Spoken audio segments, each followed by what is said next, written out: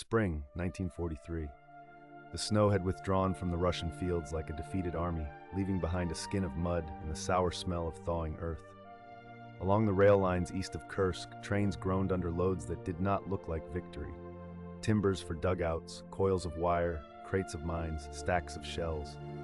The Red Army had survived Stalingrad, yes, but survival was not the same as safety. The front bulged outward around Kursk like a bruised knuckle, a salient both sides could see from the map table, and everyone understood what a salient invited. In Moscow, the war was measured in distances and dates. In the steppe, it was measured in minutes. How long a trench held, how fast a gun could be re-aimed, how quickly a wounded man could be dragged behind cover before the next burst found him. By late spring, Soviet intelligence had begun to assemble a picture with the sharpness of a knife. Reports, intercepts, agents, aerial photographs converged on a single idea. The Germans were preparing a decisive strike at the Kursk Bulge. The plan had a name that sounded clean and final: Operation Citadel.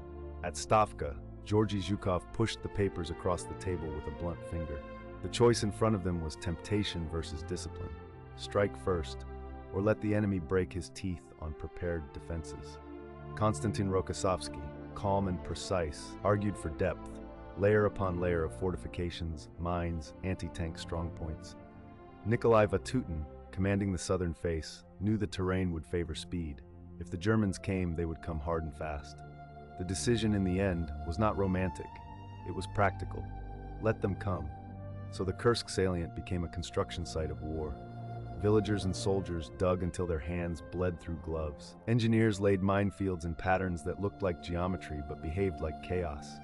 Anti-tank ditches were carved into the earth like scars.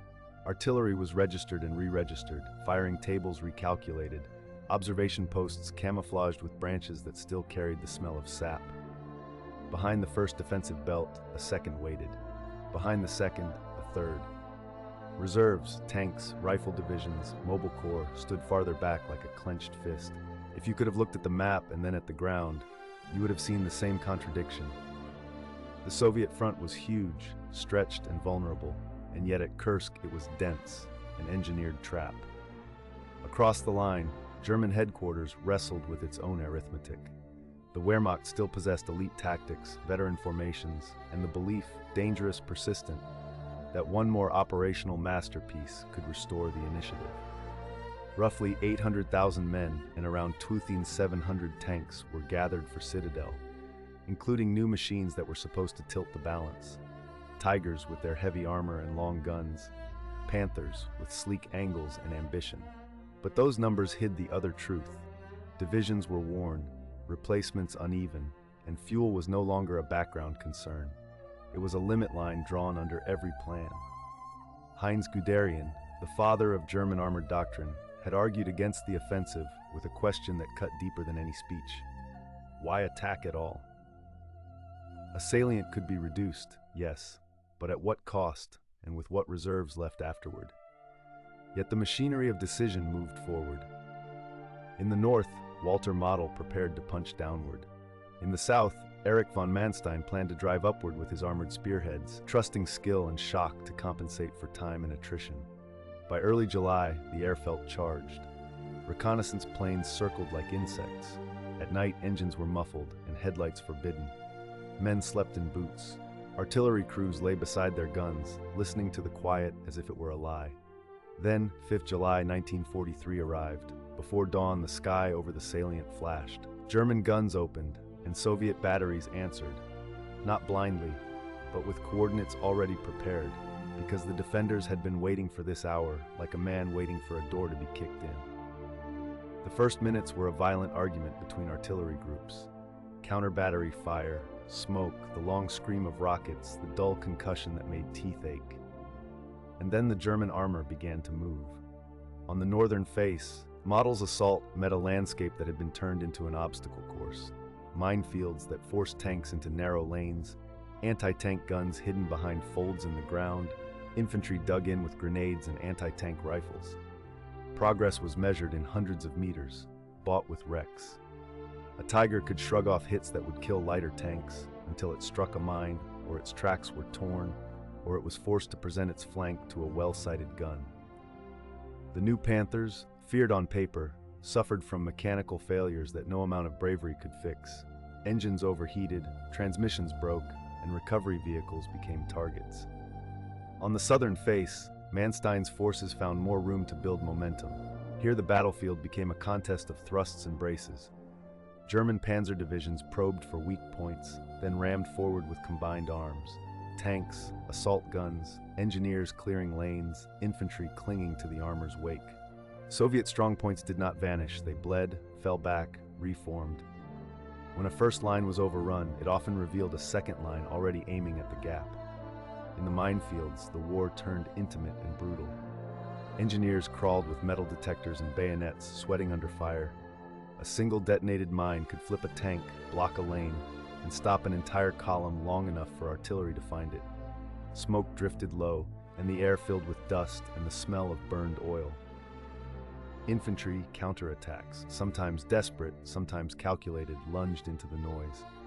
Men threw themselves forward because the alternative was to let armor roll into the rear areas where the whole defense might unravel. Above, aviation fought its own battle. Fighters knifed through the haze to protect ground attack aircraft. Bombers hunted concentrations of armor, bridges, and supply routes. Yet even the sky could not solve the central problem. This was a battle designed to grind. As the first days unfolded, the numbers on both sides began to feel less like statistics and more like pressure. The Soviets could feed the defense. 1.9 million men, more than 500 tanks, deep reserves waiting to counterpunch. But mass came with risk. A long front, enormous supply demands, and the danger that a breakthrough, if it came, could turn depth into panic. The Germans had fewer men and tanks, but sharper spearheads and a tradition of operational daring. Their weakness lay in endurance. Each kilometer forward consumed fuel, spare parts, and irreplaceable crews. By 7th to 9th July, the pattern was clear. In the north, the German advance slowed under relentless resistance. In the south, armored wedges pushed deeper, seeking the operational rupture, seeking open country where speed could finally matter. Soviet commanders watched the map and weighed every decision: when to commit reserves, when to yield ground, when to slam a counterblow into the flanks. Somewhere near the forward lines, an artillery observer, face streaked with dust, binoculars shaking with concussion, could see the future in fragments. A line of tanks emerging from smoke, a minefield erupting like a row of thunderclaps, infantry running, falling, rising again. The battle had begun as a plan on paper.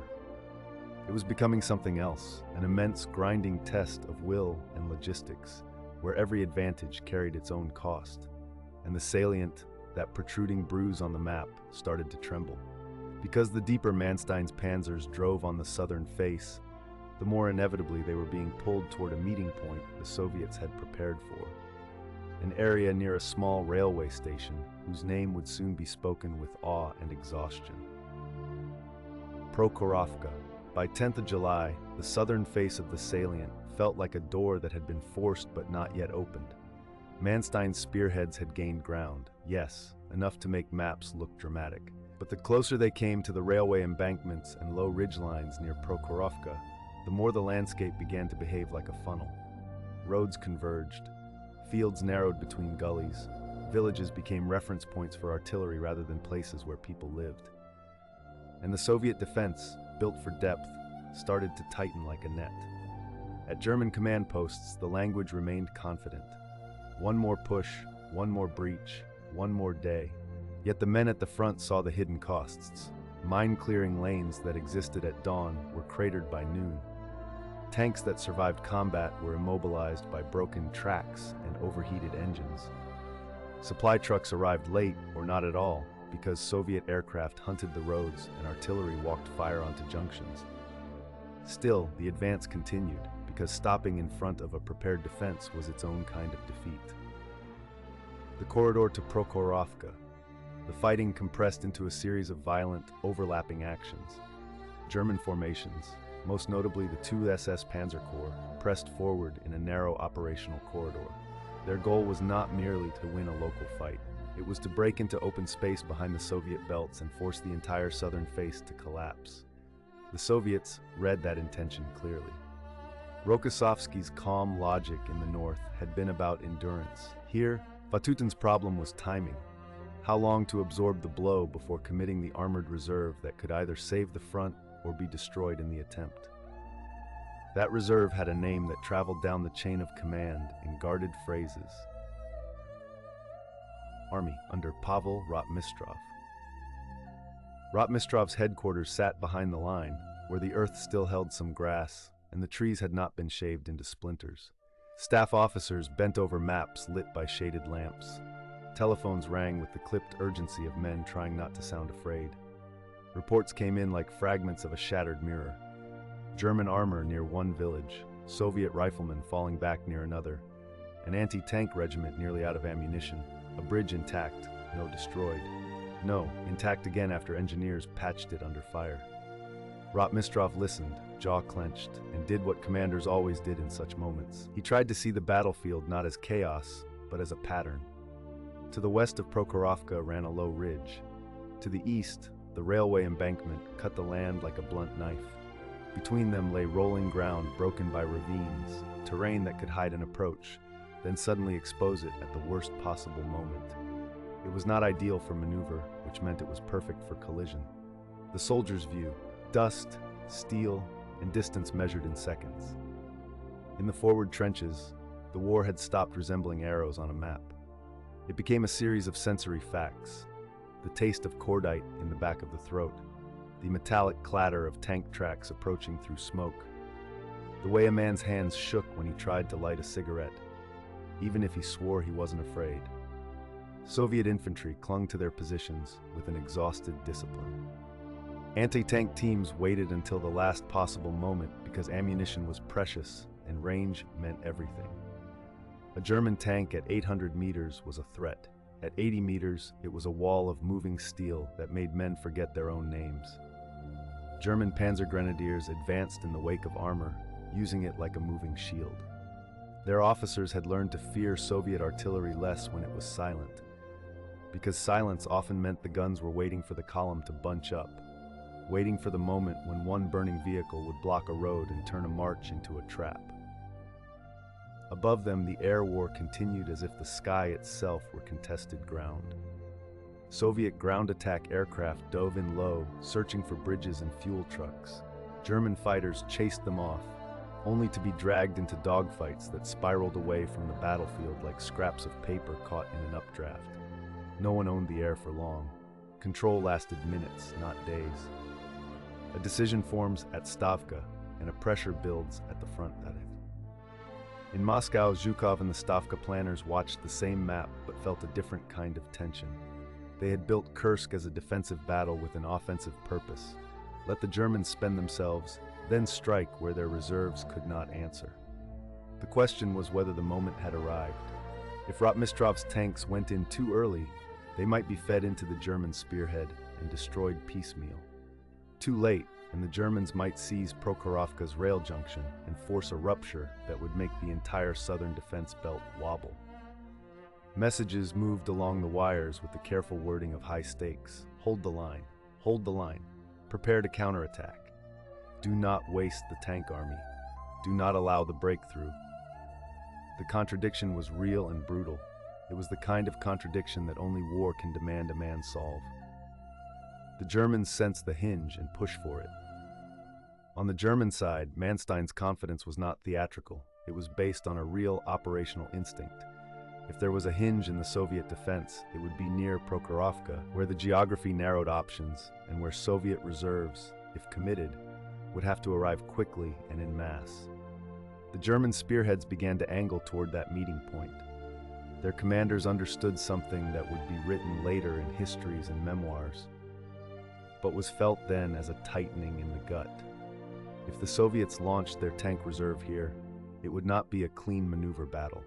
It would be a brawl. German units tried to set the conditions in their favor, taking the high ground where possible, positioning anti-tank guns to cover likely approaches, pushing reconnaissance forward to detect Soviet assembly areas, and crucially, trying to keep their own formations supplied, because a Tiger without fuel was simply a bunker that could be bypassed. Yet even the best preparations could not change the basic physics of the battlefield. Both sides were being pulled toward the same narrow space at the same time, with too much steel and too little room. Night before the impact. As 11th of July bled into night, the front did not grow quiet. It merely changed its rhythm. Artillery fired in intermittent bursts, as if testing the dark. Engineers worked by feel, hands in the soil, cutting wire and marking lanes. Tank crews slept in snatches, heads against armor plates still warm from the day, while mechanics crawled under hulls with wrenches and whispered curses. Rotmistrov's tank army moved forward in columns, careful and fast. The sound carried a distant, continuous growl like thunder that refused to break. Commanders rode with hatches open despite the danger, because they needed to see the road, the ditches, the silhouettes of vehicles ahead. A wrong turn could tangle an entire brigade. A stalled tank could turn a schedule into a disaster. Near Prokhorovka station, the rail line stood dark and rigid against the night sky. Somewhere beyond it, German forces were also assembling, also refueling, also preparing their own orders for dawn. Men on both sides sensed, without needing to be told, that they were approaching a moment the war would remember. Not a single dramatic gesture, not a heroic speech that changed everything, just the slow, relentless convergence of mass and intent. By the time the first pale light touched the fields, the Soviet reserve would be in position to strike, and the German spearhead would be close enough to feel the heat of it. The battlefield around Prokhorovka, ridges, ravines, embankments, and villages turned into coordinates, was ready to receive the collision. And the next day would answer a question that had been hanging over Kursk since the spring thaw. Would Citadel break the salient, or would the salient break Citadel?